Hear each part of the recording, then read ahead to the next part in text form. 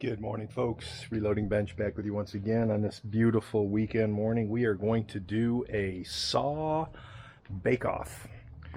We're going to compare the 1977 saw that I reconditioned last year with the 1960 saw that I restored, reconditioned most recently. So essentially they're the same thing. They're both 113s. One's older than the other. Very similar in terms of power. And they both have 1 horsepower motors.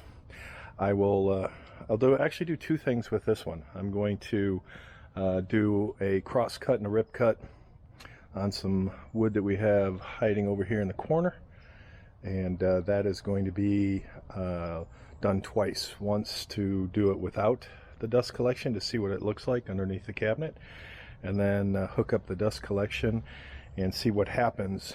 Then we're going to take the blade from this one and put it on this one and do the same 2 rip and cross cuts to see if there is any noticeable difference in either the cut, since it'll be with the same blade, same horsepower motor, or the performance of the actual machine. So those are the handful of tests for today.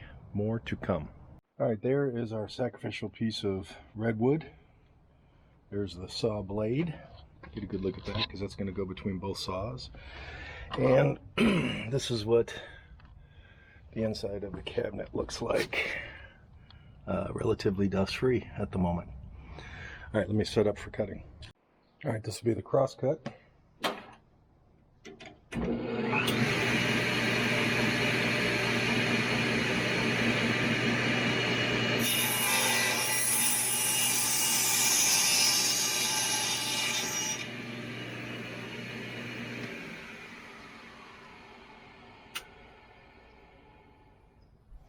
And we will come in for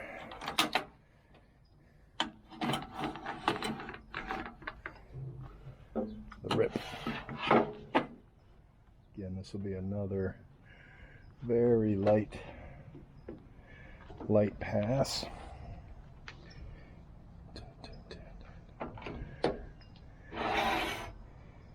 And let me go get a makeshift push stick. All right, a little bit better than a makeshift. Also an old Craftsman. This was from the 90s when I got my original 113.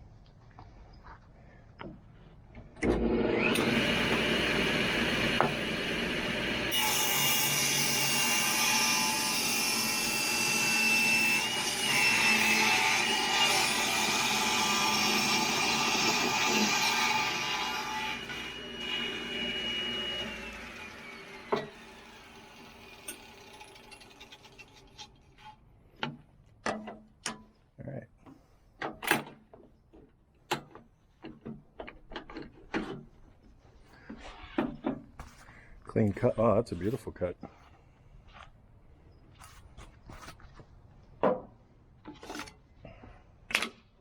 right, let me take you off camera and see what dust looks like. All right, so we have dust. You can see it in the corners. You can see it. Looks like it went to the 4 corners. And also down here, probably because of the hole. Let me vacuum this up. Let's start fresh. All right, here's my dust collection setup. And cleaned out the cabinet. Not perfect, but you get the idea. And let's see what this does. Same wood. All right, that's going to be the same cut. We'll do a cross cut and a rip.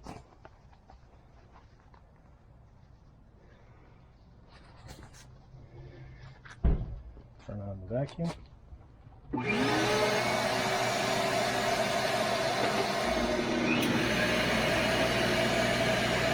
You heard the power draw there from the vacuum.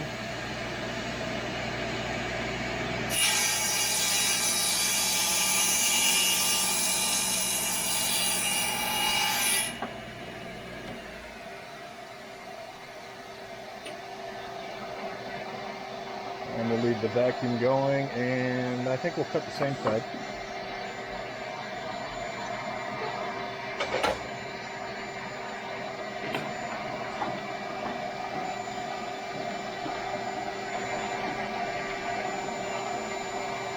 Another very minor cut, very thin cut.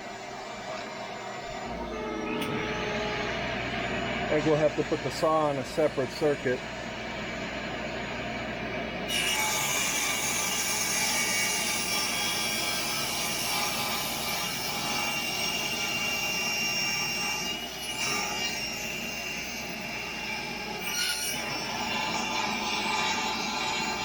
So it's a little hard to cut because the camera's in the way.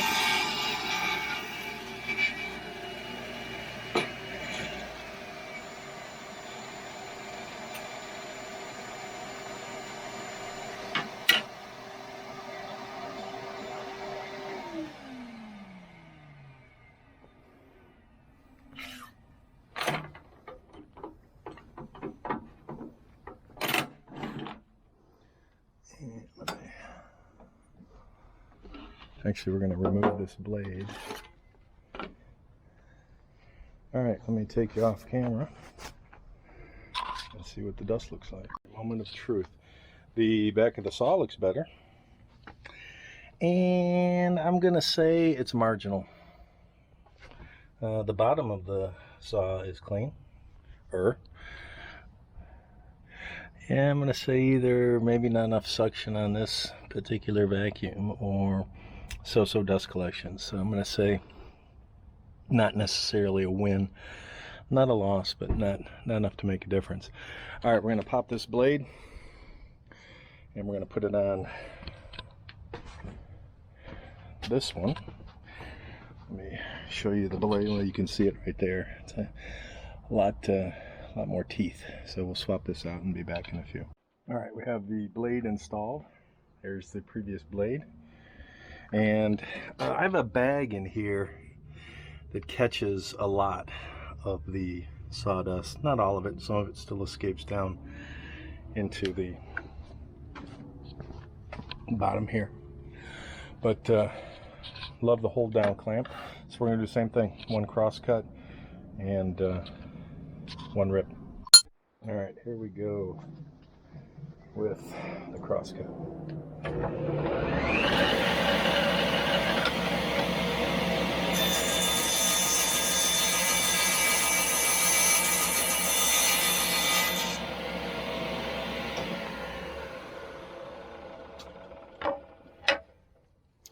I'm expecting a very beautiful cut. Not disappointed. I'll have to look at the video to see if there's any difference in the cuts. I don't think there will be. This is from me taking the blade out. So now we'll do the rip. The portability of the fence, I like this fence better than the other one, in all honesty. So you know what, we'll cut this side so then we can see a comparison. Again, because it's the same blade, I'm not expecting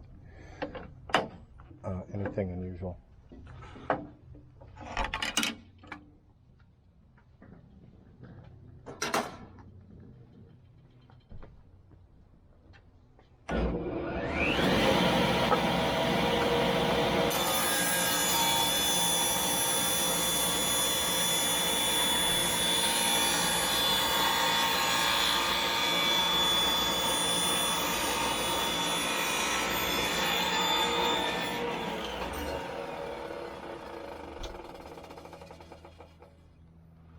Felt a little more wiggly. I would say that those are pretty comparable cuts.